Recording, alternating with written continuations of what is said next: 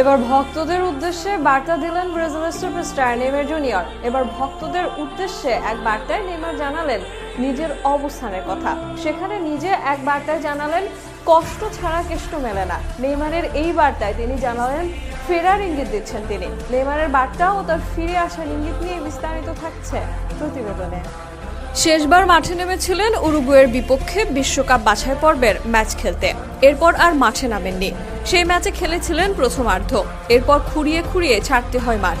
প্রাথমিক দৃষ্টিতে ইনজুরি গুরুতর মনে হয়নি, তবে পরে জানা যায় এসিএল ইনজুরিতে আক্রান্ত নেইমার।